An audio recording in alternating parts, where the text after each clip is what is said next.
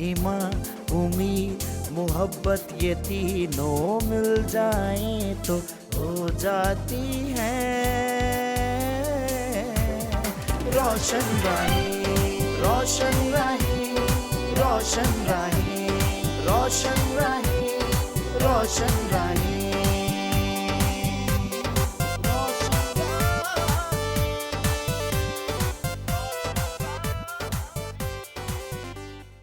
उसकी हर राह रोशन है जो उसकी राह पर चल रहा है खुशी से।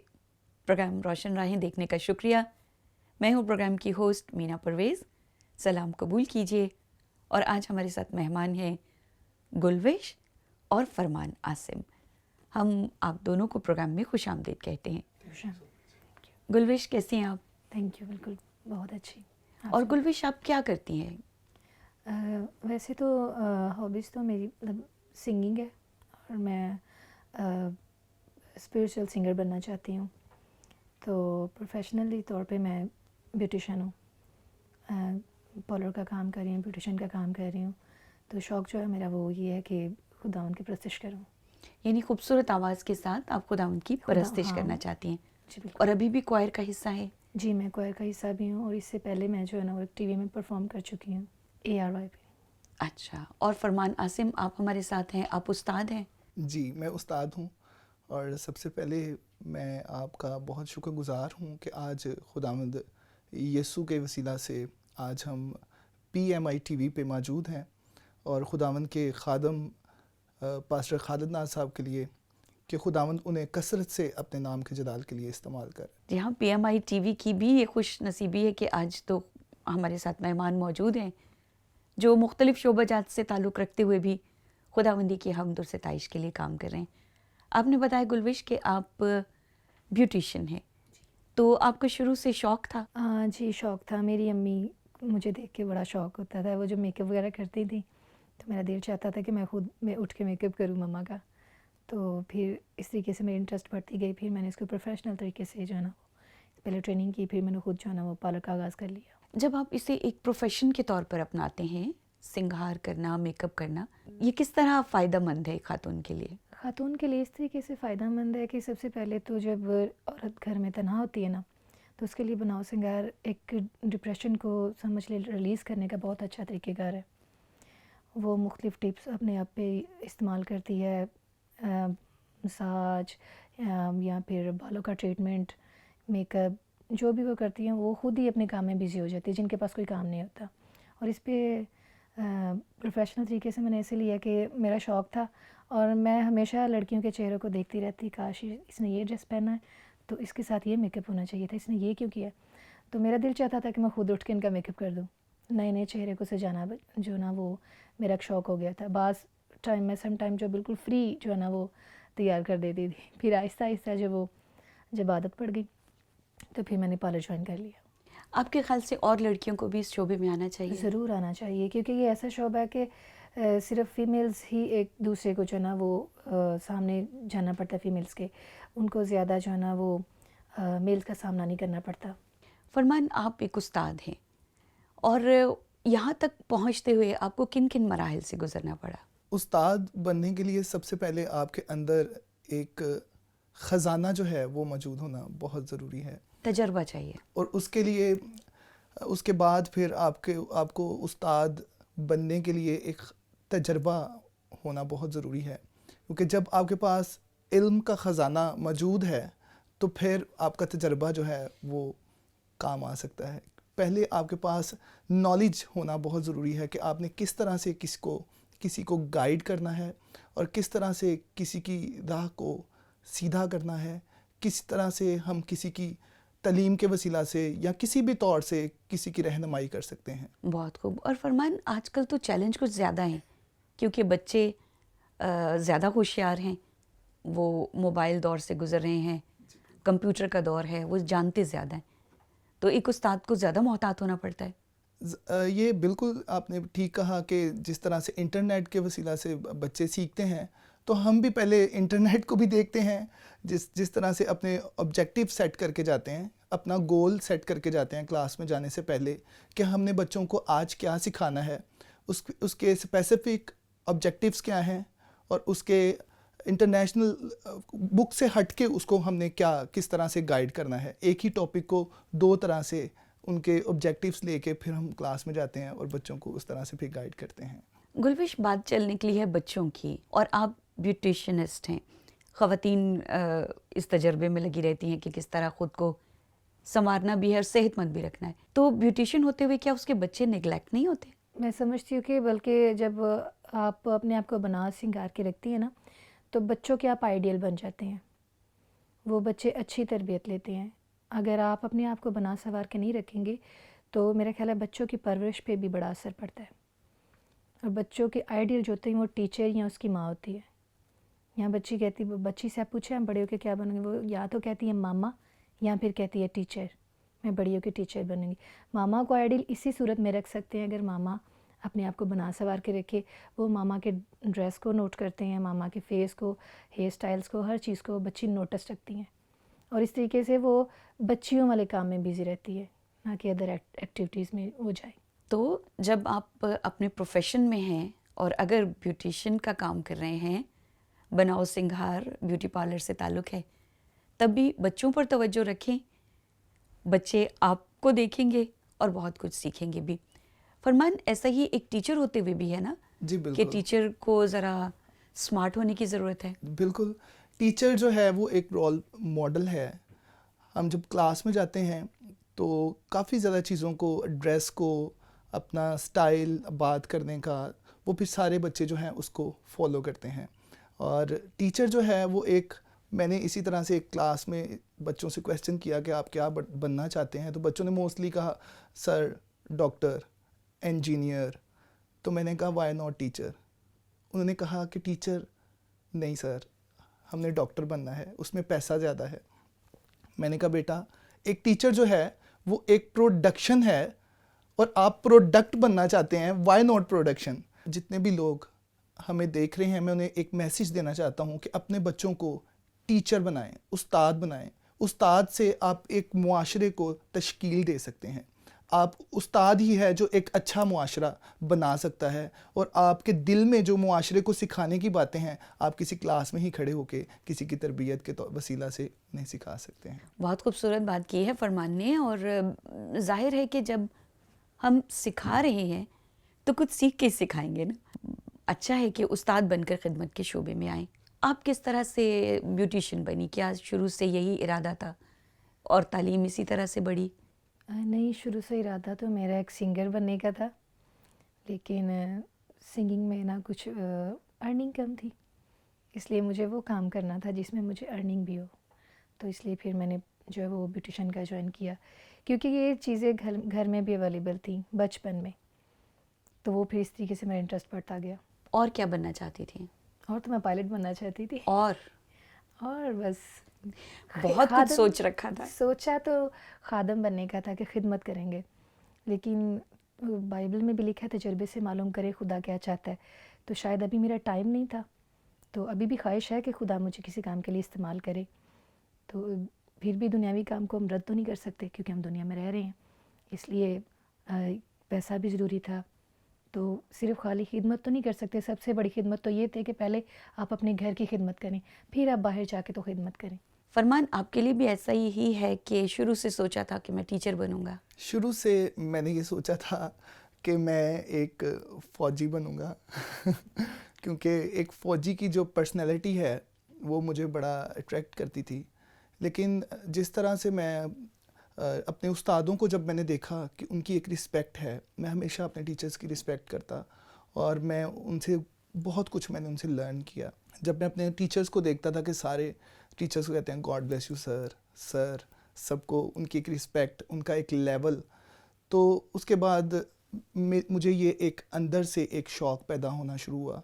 और मुझे क्लास में सारे प्रोफेसर साहब कहते होते थे, क्योंकि मेरी बात कुछ लंबी होती थी और तफसील में, तो वहीं से मैंने एक मालूम किया कि मुझे इस शोबे में जाना चाहिए और इसमें मुझे ज़्यादा जो है वो अच्छा लगता है पढ़ा कर बच्चों को तालीम याफ्ता। फरमान, जब आप तालिब इल्म थे तो क्या ज़्यादा मेहनत करनी पड़ती थी? बिल्कुल, क्योंकि उस्ताद जो आपको बताता है आपने उसको भी लर्न करना होता है, और जो नेक्स्ट डे का काम है उसको भी करना होता है, फिर रिटर्न भी करना होता है, और बहुत सारे टास्क जो हैं वो एक ही दिन में कंप्लीट करने होते थे, बिकॉज नेक्स्ट डे हमने वेरी नेक्स्ट डे ही टीचर्स को जाके सब कुछ दिखाना, सर ये है, और सारे सब्जेक्ट्स का काम कंप्लीट करना। और वो जो लाइफ थी जो बहुत बिजी और टफ भी थी, भी उसी तरह से ही है। आज भी एक भाई घर में आए, मैंने कहते कहाँ से आए हो, मैंने कहा मैं स्कूल से, कहते हैं भी स्कूल जाना है। तो बिल्कुल, ये है सीखने कि का अमल तो जारी है। तो ये है कि मैं स्कूल में, बिल्कुल आपने ठीक कहा, मैं स्कूल में जब भी जाता हूँ मैं खुद बहुत कुछ लर्न करता हूँ, मैं बहुत कुछ अपने ज़ात के लिए, और अपनी सेल्फ स्टडी मेरी बहुत ज़्यादा होती है वहाँ पे, और मुझे सीखना और सिखाना ये मैं शौक़ है।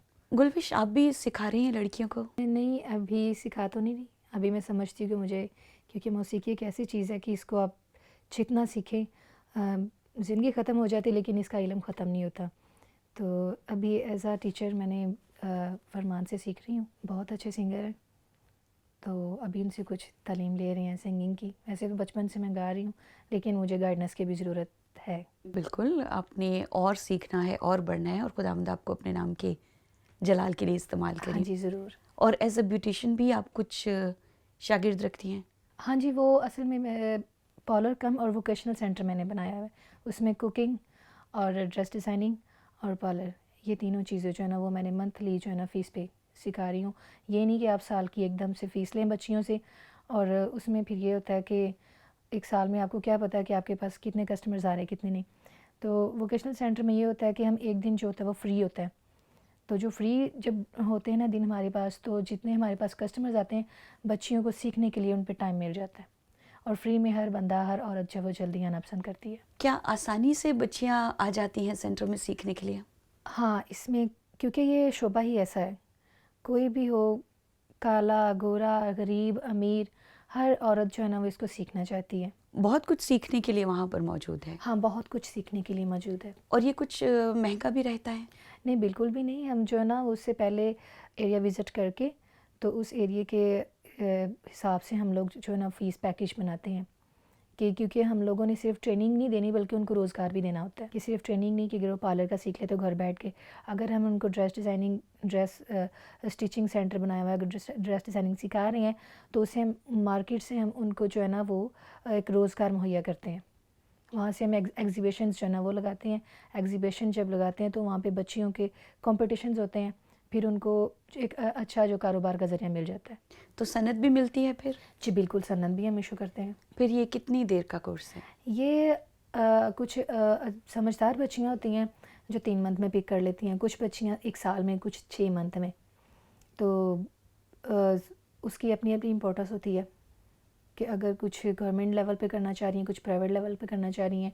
और ये ऐसा है कि आप इसे जो है ना वो अपॉर्चुनिटीज़ काफ़ी हैं बैरून मुल्क जाने की भी। हुनर कोई भी हो वो आपको फ़ायदा देता है। बिल्कुल, तो होना चाहिए। ज़रूरी है कि हुनरमंद हो। हुनरमंद ये मैं इसलिए कहती हूँ कि हमारे जो क्रिश्चियन लोग हैं उनको और आगे बढ़ना चाहिए, कुछ और कामों की तरफ भी तवज्जो देनी चाहिए। जैसे हमें पता है कि कमज़ोर हैं, इस वक्त हम जो है ना माइनॉरिटी में हैं, तो वो बस पैसा देखते हैं, वो अपनी इज़्ज़त को छोड़ ही देते हैं। तो हर कौम में, हर इंसान में जो वो इज़्ज़त नफ्स होती है। तो मेरा ये शौक़ है कि मैं जो ये चीज़ है ना छुड़वाऊँ उनसे, मैं उनको और काम से जो है ना वो इंट्रोड्यूस करवाना चाहती हूँ। बहुत खूब। गुलविश कोशिश कर रही हैं कि लड़कियों को, बच्चियों को हुनरमंद बनाए। हुनर भी तभी आएगा जब आप इल्म हासिल करेंगे और आगे बढ़ेंगे। यहाँ बढ़ना है आगे प्रोग्राम में, और ब्रेक के बाद इन्हीं से बातचीत के सिलसिले को जारी रखेंगे। अभी लेते हैं प्रोग्राम रोशन राही से एक छोटा सा break.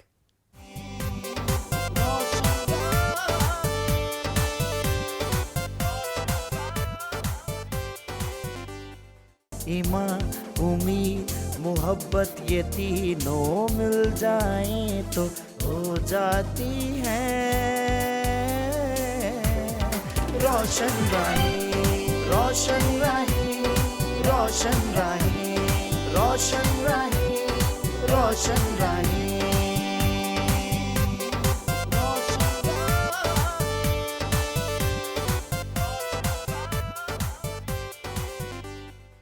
Welcome back after the break. Program Roshan Rahi है और आज हमारे साथ मेहमान हैं गुलविश और फरमान आसिम। फरमान, गुलविश से हम बात कर रहे थे और गुलविश कह रही थी कि वो आपसे मौसीकी में कुछ सीख रही हैं। तो ये शौक़ कैसे हुआ आपको? मौसीकी का शौक़ मुझे बचपन से, जब मैं संडे स्कूल में था तो संडे स्कूल में हम संडे स्कूल के कोर्स सिंग किया करते थे, सीखते थे। तो उसमें एक्शंस सिंग करना, मुझे वहाँ से जो है वर्शिप का शौक़, जो है खुदावंद की वर्शिप का शौक़, खुदावंद की हमदो सना का शौक़ वहाँ से मेरे दिल में आया। और मैं संडे स्कूल में भी बच्चों के सामने खड़ा होके, मुझे टीचर ने कहना कि आप सामने आएँ, बच्चों को एक्शंस कराएं। और मैं सम टाइम मुझे बहुत होता था कि अब मुझे टीचर बोलेंगी मैं सामने जाऊंगा तो हर बारी आपकी बारी हर होगी। बार ही ठीक मेरी है। बारी। तो इस तरह से फिर नेक्स्ट जब हम चर्च में, संडे स्कूल के बाद चर्च में बाकायदा तौर पर बैठे, तो मुझे पादरी इरफान साहब ने कहा कि बेटे आप रेगुलर हैं तो आप चर्च के साथ अच्छा टाइम है आपका, और आप अच्छी बात है कि क्वायर में बैठें, आपकी वॉइस अच्छी है, आप क्वायर को ज्वाइन करें। उसके बाद बाकायदा तौर पर अपने सर आमिर जैक्सन साहब से मैंने म्यूज़िक लर्न करना सीखना शुरू किया। और उसके बाद फिर मुझे उन्होंने गाने की और बजाने की तरबियत दी। उन्होंने मुझे वर्शिप का तरीका बताया कि किस तरह से हम खुदावंद की हमदो सना कर सकते हैं और भी जोश के साथ। और आज खुदावंद का शुक्र है कि मैं इस काबिल हूँ कि लोग, जब मैं गाता हूँ तो लोग इंजॉय करते हैं और खुदावंद की हजूरी को महसूस करते हैं। आमिर, फरमान, आप कह रहे थे कि वर्शिप का तरीका, तो क्या हमदो सताइश का कोई तरीका होता है? जी बिल्कुल। हमदो सताइश जो है वो रूह और सच्चाई से करना बहुत ज़रूरी है, क्योंकि हमदो सना ऐसी चीज़ है जिससे खुदावंद का तख्त जो है वो लगता है। और हमदो सना ही ऐसी चीज़ है जिससे मोजज़ात होते हैं हमदो सना के दौरान, और इसी के साथ साथ अजायबात होते हैं, अजीब काम होते हैं, मोजज़ा कायम होता है, गवाही कायम होती है। मैं बहुत कुछ इस पे बता सकता हूँ, क्योंकि ये हज़रत दाऊद नबी जो थे वो बजाते थे साज़ों के साथ, हैकल में गाते थे। और उसके बाद मरियम मेरी जहाँ करती बड़ाई खुदा की। इस तरह से काफ़ी ज़्यादा जो बाइबल के हमारे जो तरीक़ाकार है उस तौर से हम यानी कि लर्न कर सकते हैं। बिल्कुल, खुदावंद का शुक्र है कि वो आपको अपने नाम के जलाल के लिए इस्तेमाल कर रहा है। गुलविश, आपसे पूछना चाहूँगी कि आपने बताया कि मेकअप करना और बालों को संवारना, गूंदना, ये सारे काम आपने अपनी वालिदा से सीखे हैं। तो क्या कभी सोचा कि किसी और शोबे में भी जाएं? हाँ, शोभा जात तो बड़े सोचे हुए थे, लेकिन आइडियल मेरा यही था कि मैं जो है ना वो एक ब्यूटिशियन बनूं।